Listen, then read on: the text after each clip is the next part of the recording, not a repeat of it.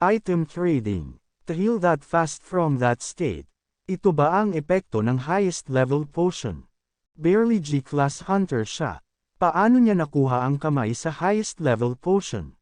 Tulad ng akala ko, maaring high level hunter siya. Para alamin ang aking pagkakakilanlan at magaling ng mabilis. Si Dan. Baka talagang tulong niya akong malampasan ang limits ko.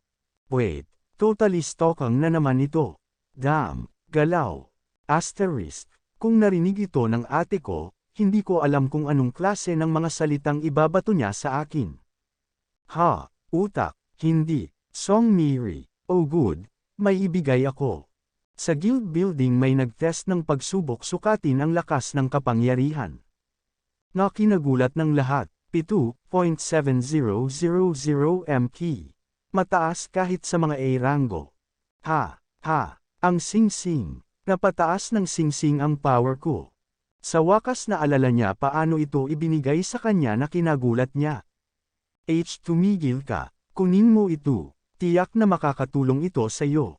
Bumalik ka. Orihinal na union. Ang magbibigay ng isang hindi katuturan na ganito na parang wala. Tumaas ang sing-sing na ito. Hindi ka panipaniwala. Huwag kang mauuna sa sarili mo, Song Miri. Prank ka pa lang. Ikaw at ang iyong lagi. Inaasahan ko na makakasama iyo sa kinabukasan. Magtakbo tayo ng ilang raid minsan. Oo. Hoy, Song Miri. Kung magulo ka tungkol sa paghihiganti o kung ano paman, maging babala na darating ang aking mga kamay para sa iyo. Sorry, sister. Hindi ko kaya, na kinadesmaya niya. Kung ang taong yan ay makakatulong sa akin na malampasan ang aking mga limitasyon, sa pag-iisip niya. Hindi na magiging pangarap ang paghihiganti. Blind God's Eye, ang katawang autoridad ay na-activated. General Kamikiri, kumuha ang edict ni Jim. Kasama ang tropa utos ni Jim. Ibaba ang halimaw na hawak ng sarap na Black Tribe. Na massacred 100,000 troops of Hibiscus and Kim. 4th Blade Kamikiri ng 10 Blades of the Emperor. Tayo ay, sabayan ka, utos. Napakyuk sa sigaw sa naulit na muli ang pangyayari sa mga langgam. Hindi ba ito panaginip? Phew. Thank goodness. Wait, base sa nangyari hanggang ngayon. Tiyak na hindi panaginip lang yan. Halos mapatay ako ng 100,000 nila, pero 50 beses na. Ano lang gagawin ko? Sino ito sa oras na ito? Sino ang nagkakagulo sa panahon na ito? Walang tunog na bangungot kailangan mo. Kapangyarihan. Walang tunog na bangungot, kailangan mo ba? Power. Walang tunog na bangungot. Immature and feeble God. Una. Ally 100 Netherlands Antillian Guilders tao na katulad mo. Lalo na ang mga taong may parehong dugo sa iyo. Kung ginawa mo, ang beach na ito, nablock ka. Walang tunog na bangungot. Hindi, teka, Blind God's Eye, ang likas na autoridad ay ginawa. Nagtaka sa gulat sa nakita niya kung ano naman ba daw ito, bakit may halimaw ng savage tribe. General Kamikiri ay pugutan ang iyong mga mata at puputilan ang iyong leeg, at pagkatapos alay ang iyong ulo sa dakilang emperador. Ano ang liwanag na yan, hindi ba iyon ang parang nakita ko sa panaginip ko? Sa mga 4 na araw na kalipas, habang nakatingin sa kanyang phone. Kinilig din kayo. Ang 101 Netherlands Antillian Guilders na tagapagsubay ay kinag sa takot sa pag-atake ng emperor. Kailangan ko maghanda ulit sa oras na ito. At ginamitan niya ng analisis ang butas kakanyang kwarto na kinainis niya. Bakit hindi gumagana ang self-analysis? Gumagana ito sa sarili nito sa ibang tao na kinainis nito. Ilsion ay matagumpay na noses uri. Gumana ito. Specialites, irrational and a loser. Hindi, teka. Dumb power. Binili ko ang kailangan ko sa Hunter Store. Ang apoy ni Gehenna, sobra. Kate, 5, estatwa ni Dora. Halaga, 5 milyon G. Kategorya, masamang autoridad ng Diyos labas ng Gehenna, mababang klase Diyos presyo, 2,000, 0000. Dapat masuri ko ang kakayahan ng Diyos ang gitnang daliri. Pangalan lang ang cool, lighter lang ito. Nag-advertise ito na ang epekto ay maganda kung gamitin sa middle finger ng Diyos na kondina. Niloko na naman ako. Dapat iburahan ko na lang, habang naalala niya ang muntikan niya pagtapon sa cellphone nito noon. Ano ngayon? High and mighty supervising bastard. Manunulat, lumipas na ang 1 linggo mula nang ibigay mo sa akin ang huling manuscript. Naiintindihan ko may sarili mong sitwasyon, pero may mga sitwasyon din sa trabaho. Kaya magiging mahirap kung mas maalam mo ito. Naghutok ka na ng advance payment, hahaha. Nakinakyuk niya naman ito. Sorry, maraming accidental na insidente kamakailan. Anyways writer, maniniwala ako sa'yo, at napatulala siya sa gulat. Lage na lang. Popcus, kailangan ko ang popcus. Sigaw nito, papasok na kami ng 20 soldiers. Sa butas ng bahay mo. Mabuti na tumaas ang assimilation rate ng Godmaker. -5% mas mahigit 10%. Uilsion's inherent authority, ay pinalakas. Nagawa na ang pamagat na mababagong manunubos Tapos na ang lahat, ngayon para ipadala sa aking supervisor. Ganda, kumuha din ako ng cake. W. Teka, hindi ba niya mag-iisip na weird siya kung alam ko ang address niya? Kailangan ko gumawa ng magandang unang impression para humingi ng pabor habang nakatingin sa nagawa niyang butas sa bahay dahil sa pagligtas niya. Tuldok, huwag kang kabahan. Song Miri, baka ako lang siya. At umakyat na ito pataas hanggang narating nito ang pintuan. Bibili kita, Biff. Supervisor. Sa may pintuan natigilan siya saglit, habang nakatingin ito sa doorbell. Tuldok, wala siya sa bahay. At bumukas ang pinto na pinagtaka niya. Mister. Gumagana ba? Sambit nito sa may pintuan. Kayo ba? Wala kayo. Sa may opisina huli na naman siya. Malawala ka na naman sa deadline. Napahik ito bigla sa paglapag ng mga documents ng biglaan. Hey! Sobrang nilalaman lahat ng sabay kaya napaiyak sa tuwa. Tanging pampaswerteng ngiti lang sagot nito. Meeting ngayong araw at may Korean beef. Nakatulog siya habang nakagapos sa may upuan. Wow! Paano siya natutulog sa ganitong klase ng sitwasyon? Naghala ba siya ng all-nighter o ano? Kuhuhuho. Galing. Sagot nito. Chia, shock flap tail para sa 2 please, sigaw nito parang nabaliw. Napaatras naman ang 3 sa gulat, na pinagtaka ng lalaking nakagapos. Ang bastos na ito habang hawak ang apoy sa kamay. Bata na kidnap ba ako? Na pinagtaka ng lalaki. Nasaan ako? Anong nangyayari dito? Kinidnap na ba talaga ako? Nakakahanda talaga na makatulog ka ng maayos sa ganitong klase ng sitwasyon. Lalaking tao, 31 years old remark, gumagamit ng mga walang labis.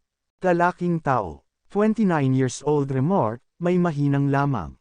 TCH. Lalaking tao, 35 years old remark, may feeble muscles din.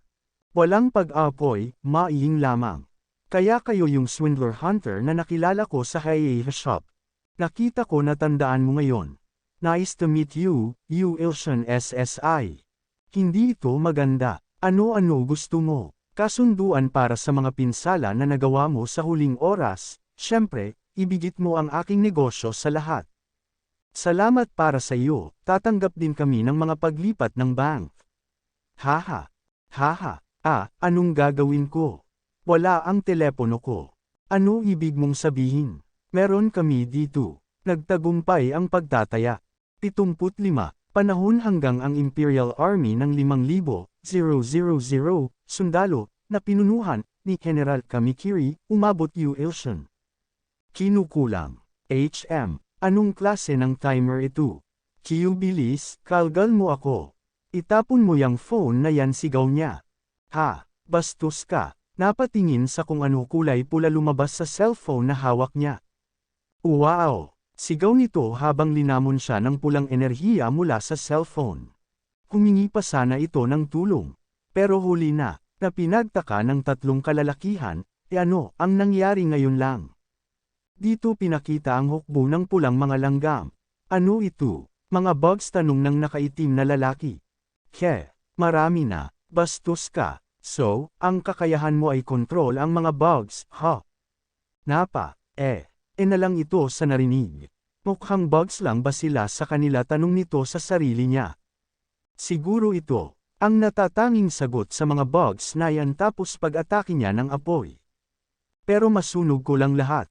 Wow! Hindi ba dapat ito mga insignificant flames, sambit nito habang dapa-daos-os gamit ang upuan papalayo sa malaking apoy. Kaya ito masyadong malakas ang lalaking iyan. Sige, pagkatapos tanong nito sa lalaking nakagapos parent sa upuan. Kukulangan ba namin kung magkano ang utang mo sa pagpapatay ko sa bata ko, pananakot nito. Damn, nabigay ako sa pag-alala niya sa sarili na. Hang Nim, pinagtaka niya. Paano siya natamba bigla? Ano yan, may tumama bang bato sa ulo niya? Nagulat na naman sila, kailan pa nagkaroon ng pulang langgam doon, bakit hindi nila napansin ang pag-atake nito? Kuko, handa na ang katapult. Tumakbo siya para humingi ng tulong sa nakita niyang maraming hukbo ng pulang langgam, kumanda para sa pag-atake. Hoy! Paano naman ako?